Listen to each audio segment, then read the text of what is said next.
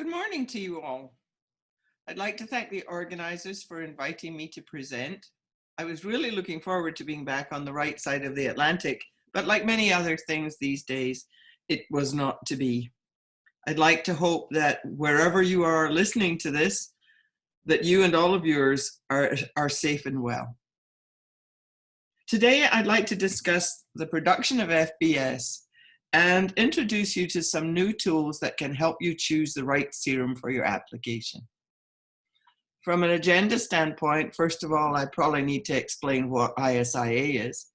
We'll talk some on serum production, risk mitigation. We'll cover traceability of the product, testing for age, testing for geographic origin, and gamma irradiation for risk mitigation, and also hit a little bit on the impact of COVID on the industry today and in the future.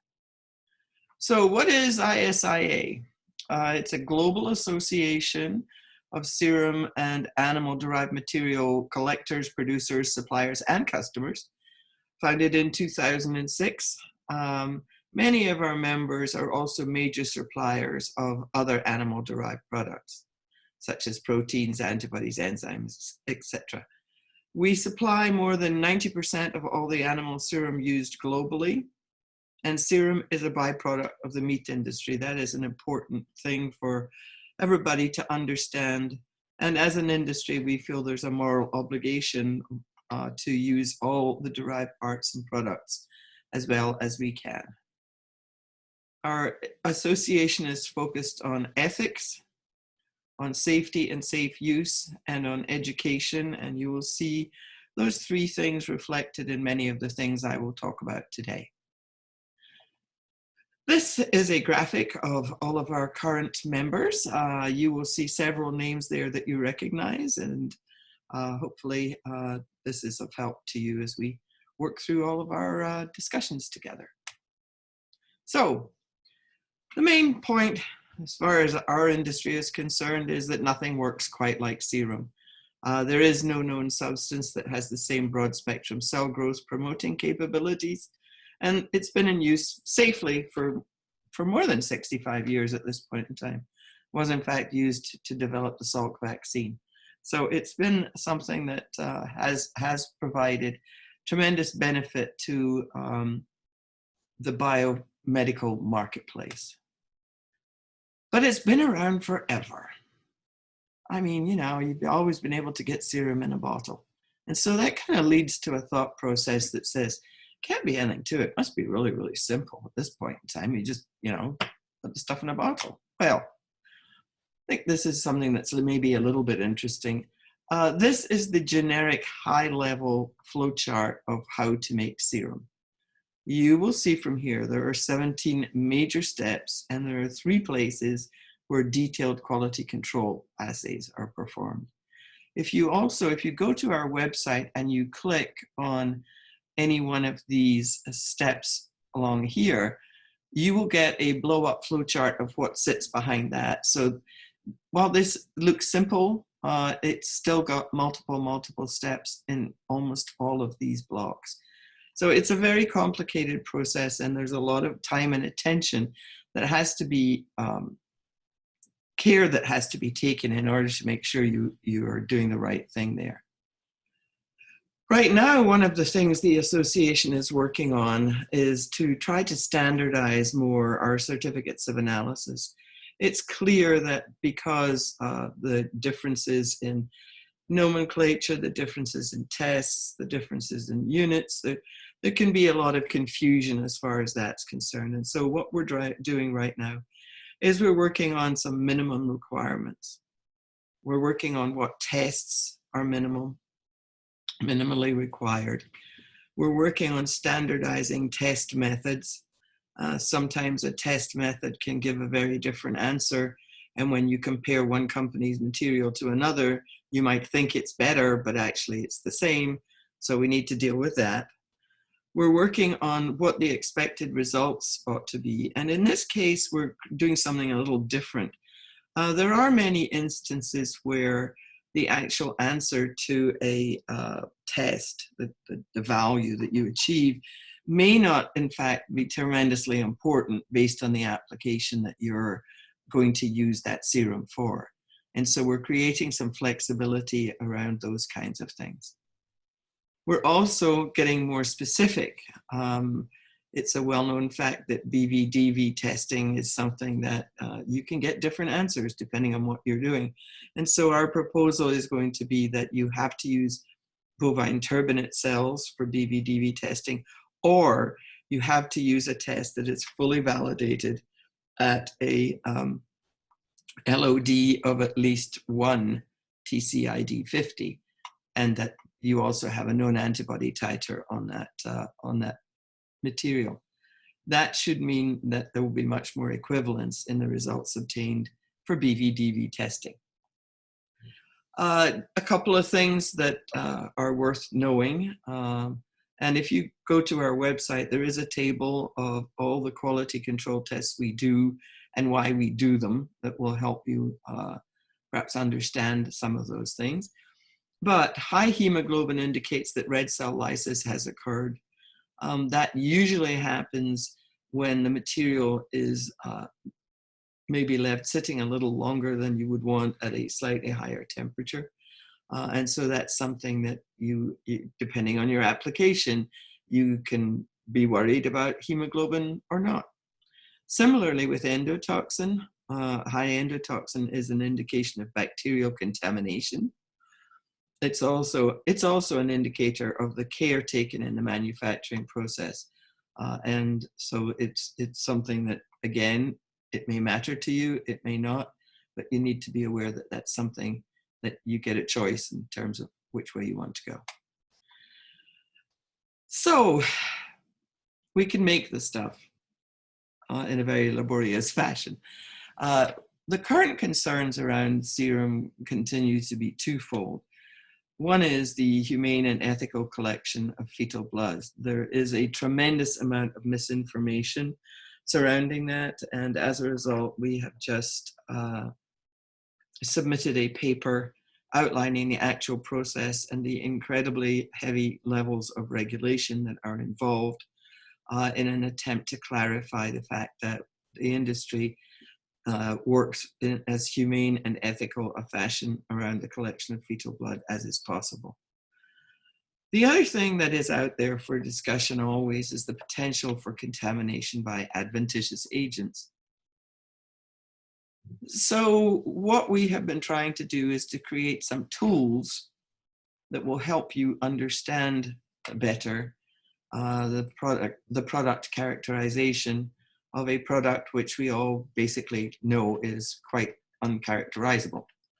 We currently have 4 programs that are active that are all directed against mitigating the risk of having something carry over into a manufactured product. The first thing is traceability. Where does the material come from? Do we have a paper trail and a financial trail that makes sense? The second thing is age testing. Is it fetal or is it newborn calf? Both of them can grow cells quite happily, but you'll pay a lot more for one than the other. The third thing would be gamma irradiation as a risk mitigation test. And the fourth thing is obviously geographic origin testing. Where in the world did your serum actually come from? So let's hit a look on each of these in turn. Traceability is something that we have been focused on from the very beginnings of the ISIA. It is an independent third-party audit performed by an ISIA-approved and trained auditor to an ISIA-approved audit plan using a detailed ISIA audit protocol. It's modeled after the ISO system, and in fact, sometimes can be run in parallel with an ISO audit. And non-conformances are dealt with similarly. When we set this up, we decided we want to get people into this program. So the first certification audit has to be on at least 1 year's worth of data. And that gets people into the system, and subsequently we can figure out what to do next. It covers all aspects of the manufacture, literally from the slaughterhouse or the collection center to the bottle. And it covers all transactions, not just for those of a specific customer. So if you go into your supplier, you will be shown all of the paperwork that is relevant to the product they have made for you. When we go in, we look at all the product that's been made for anybody, and we focus on each handoff. It's not necessarily a detailed financial audit, but we do a mass balance, and we check what came in at what price and what went out at what price. And that gives us a really good picture of exactly what's going on during this process. Suppliers are certified for the piece of the process they perform. So it's actually a modular audit. So if you collect blood and spin it to get it to be raw serum, that's the piece you're audited for. If you then send that raw serum to a company that will thaw it and fill it, they get audited for that piece. And so you can build a fully vertically integrated chain of different companies, or if you're certain companies, you are already fully vertically integrated yourself, and that means that you don't need to have all these other companies involved. One thing that's clear is you can't buy certified material and call it certified. If you want to buy certified material and call it certified, you have to meet all the requirements. So for distributors, for example, we have to audit their ordering and their shipments in order to say, yes, this is still completely under control on the front end and the back end. And certification is granted for 3 years. So first year, you have 1 year's worth of material liable for audit. When you are re-audited, there's 4 years worth, and we can go back as far as that, and similarly in subsequent recertifications. We can't fix history. What we are trying to do is fix the future. So there are no historic claims of, you can't go back and say, well, they were doing this wrong 4 years ago, because that's just not going to cut it as far as building the program is concerned. This is a list of all the currently traceability certified companies. We have a problem with this because they all keep buying each other. And so that list has been much longer, but for example, Corning now contains 3 other certified companies. We have other companies in process. Currently, we have extended our certification for 3 months because of COVID. But in the very near future, we will be performing our first virtual audits in order to get things moving again. So right now, we can say that 85% of the material used in bioprocessing is supplied by certified companies. Any increase in focus from customers and regulators, we believe, strengthens the program. And, excuse me, we have an ongoing effort to keep current and strengthen through program revisions. We are looking at new test methods, and we are constantly debating whether this ought to be a mandatory program. Moving on. Age testing. Both FBS and newborn calf serum can grow cells. However, newborn calf serum is more available in larger quantities and is hence less expensive. We've always said, if it's fetal, it's got low IgG. But there was never an exact number for that. And so this is something that we have gotten into. And we also determined that if you look at a normal vet panel, there was a marker that just leapt right out that said, this is fetal and this is not. So we have been doing some work on that. We developed this using testing pooled samples from certified companies. Many of our companies donated material so we could get this work done. So what this shows you is the distinction of newborn calf serum and fetal bovine serum. And you can see here that we have identified IgG and GGT as major points of distinction between these two products. So if you have an IgG value over 300 milligrams per deciliter, that would suggest that you might want to do a GGT test. GGT is very clear cut. IgG is a little less so, but we've come up with the fact that this is about the right number. A reported GGT value of over 10 international units per liter would strongly suggest that the source of the material should be questioned. Essentially, fetal should be less than 10, absolutely. And so if you have something that is 300 megs here, but 110 here, then you've got an issue and you need to further investigate that. There is a paper on this subject which is available on our website, and hopefully can be of use to some of you who have an interest in this area.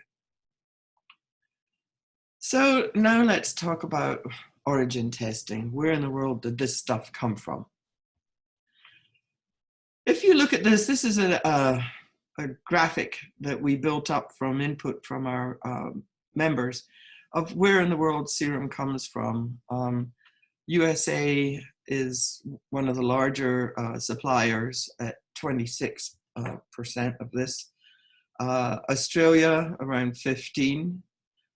And New Zealand, this is always the fun one, New Zealand 5%. So what we have here is 3 countries that provide 46% of the serum present in the world. Those 3 countries are also, let me go back for a second.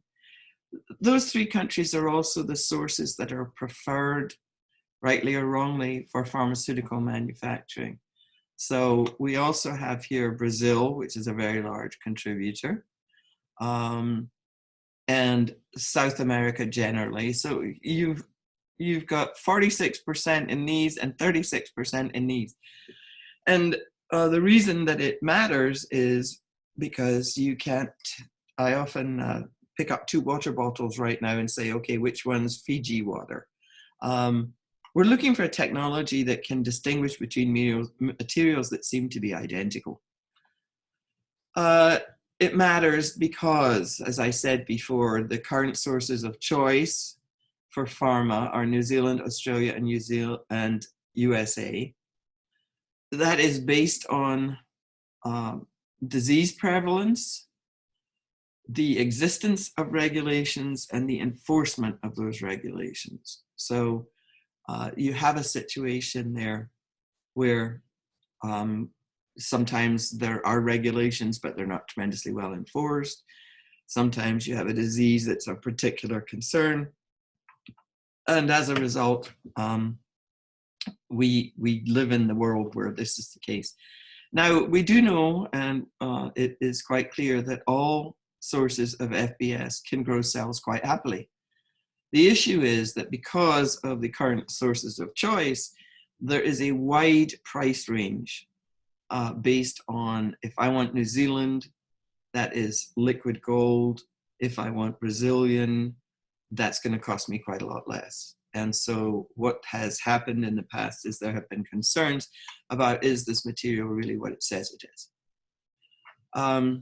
In 2014, we became aware that stable isotopes might provide an indication. We learned that from a delightful young lady who did her PhD on hamburger meat from McDonald's all over the US. However, when we did a pilot study, and this is the results of this particular study, this little grouping here are Canadian samples. This is New Zealand samples, clustering really quite nicely. This is Australian samples, kind of another interesting little grouping. This is US, and that looks nice until you go over here, because this is Mexico and Texas. And we discovered that we could not tell the difference between Mexico and Texas. This sample here is a complete unknown, and we never did figure out what it was. But what this did show, the data showed the need for a different approach. And so we moved over and started looking at trace element analysis. Early on, we developed the ability to discriminate between important geographies. So for example, we can tell Mexico from Texas.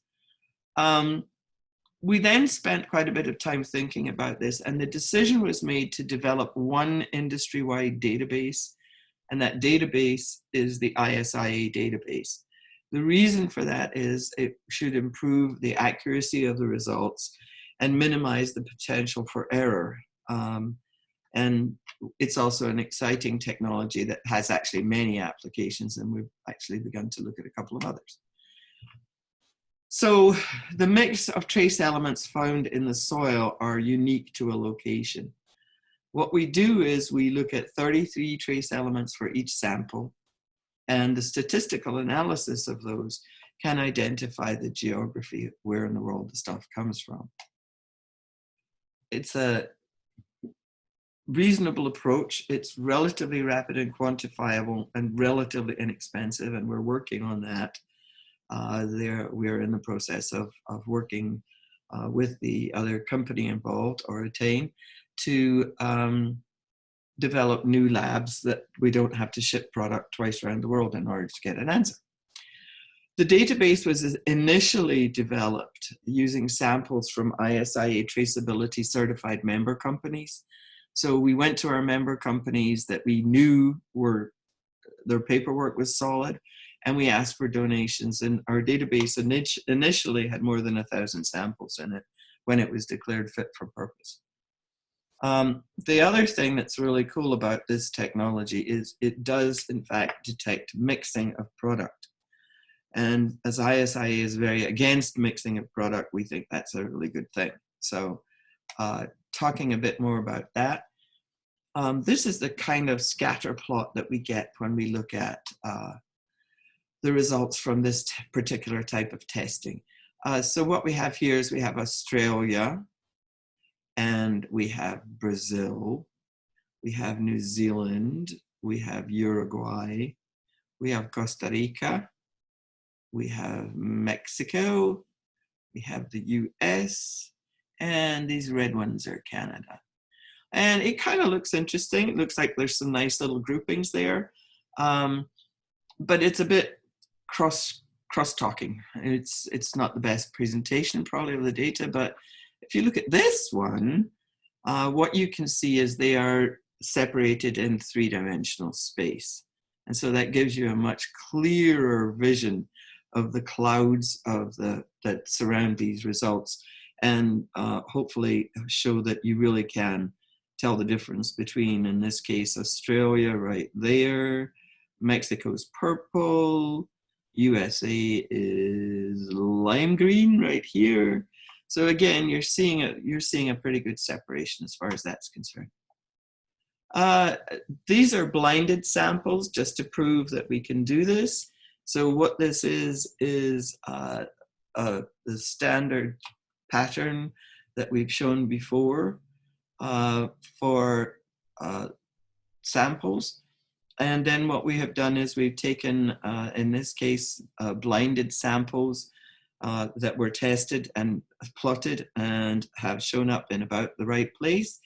What this shows here is the level of fit. If you look down here, you can see that the blinded USA samples fit very nicely with the USA samples, but these Brazilian samples are clearly not a fit.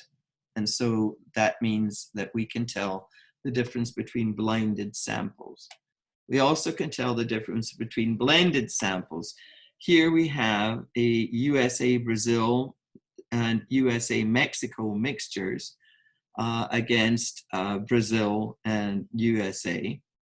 And what we can show here is that if this is again against the USA, here are the USA Mexico mixes, and here are the USA Brazil mixes. Again, clearly showing that they are not aligned with the USA. So again, we can tell the difference between blinded, we can test blinded samples, we can test blended samples, and we believe that this is definitely something that can be of significant use. We are doing a secret shopper program where we acquire material, and if we find something wrong, we tell people that we found something wrong.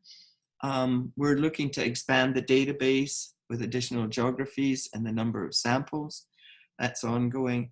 And we have actually used it, I mentioned this before, we have actually done a test on using this technology for human serum. That was as a result of a project we were working on with the OECD. And we showed very clearly that the technology works for human serum as well. So there is a publication on this, and yet again, it's available on the ISIA website. So you have your serum, and you know it's fetal. And based on traceability and geographic testing, you know where it's from. And your cells seem to love it, but you might still have something in there that you don't want. So what do? You gamma irradiate. This program was undertaken in response to a proposal in 2015. And it was interesting because USDA was challenged with this, and they basically said, we don't do that stuff. So we got to do it instead. So we convened an expert committee, and we got going. Just a little bit about the mechanics of gamma irradiation. There are two modes of action. One is indirect and one is direct. The indirect action happens at ambient temperature. You've got no scavengers in there. It's aqueous solutions, and there's a lot of oxygen around. And it results in the breakage of the DNA chain, obviously. The direct action is at low temperature. There are scavengers present, and it's at low oxygen. So what is clear is that the direct mechanism is favored as it minimizes any unintended damage to critical animal serum components. It does result in the inactivation of microorganisms such as viruses and molecules in a manner that is typically first order with respect to radiation dose. So that's a useful development there.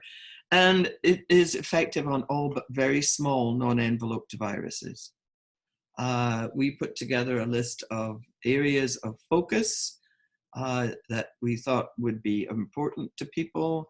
And we completed this project in late 2018. There are 6 articles. All of them can be found on the ISIA website. So the other thing that has come out just in the last few months is that the USDA risk assessment, which has been going on for quite some time, has come to the conclusion that gamma irradiation, while it does not kill small unenveloped viruses, is currently the method of choice for risk mitigation. It kills a lot of things, but not everything. And so that continues to be something of an issue. Moving on. Well, the last year's been quite exciting for all of us, hasn't it? That's why we're meeting this way. Initially, we were dealing with huge freight issues. All the planes stopped flying. So freight issues, freight pricing started to go crazy. Planes are full, so we had split shipments, we had lost shipments, we had stuff all over the place. We couldn't ship in containers because all the containers were in China. When everything happened, everything kind of locked up over there and nothing was coming back out. And with people being realigned and people getting sick and goodness only knows what else, we were having paperwork issues in various places. Of these, freight continues to be a problem, mostly going by air, although now we are back to sea in some instances, but the costs have gone up. And we still are having issues sometimes with can't get all of something on a plane that you wanted to get it on. We've had a lot of issues with customer disruption, closure of facilities, furloughed staff, projects put on hold. There's been Some forms of serum have been in very high demand, others that perhaps are more associated with research facilities. We're sitting on tons of it, so there's an interesting development there. And one of the things that's worrying for the long term is the potential impact on the dairy industry. As we know, serum is a byproduct of the meat industry. The dairy industry is responsible for the largest number of cows coming to slaughter pregnant.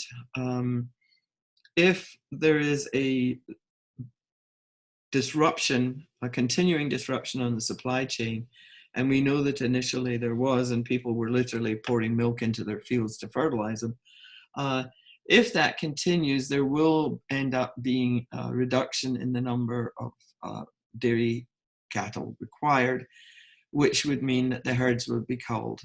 That would probably result in first a glut and then a potential shortage. It's not clear yet how that's all going to play out, but that is something that we pay attention to and are worried about. So right now, what we're really doing is we're monitoring the marketplace. We're trying to understand what is going on.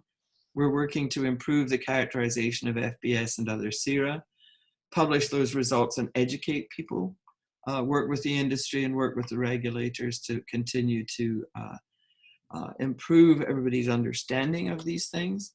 We will fully implement our ethics and non-compliance policies against non-compliant members and non-members alike.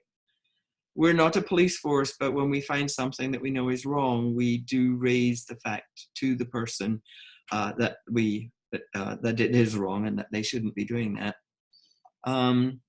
Unfortunately, that's all I can do. I can send them a letter. If they're a non-member, I can send them a letter that says, I know what you're doing and stop it. If you're a member, on the other hand, I can tell you you're not a member anymore. But it's a difficult situation. We're trying to encourage people to behave. One of the things that we've said all along, an educated purchaser, whether it's a supplier or a customer, is the best solution for all of us.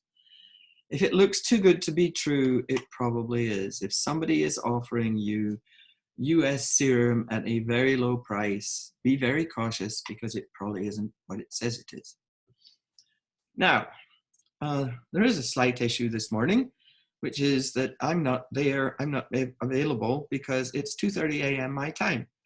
So I am totally open to receiving questions on email. We can start a dialogue. If we need to talk further, we can talk further.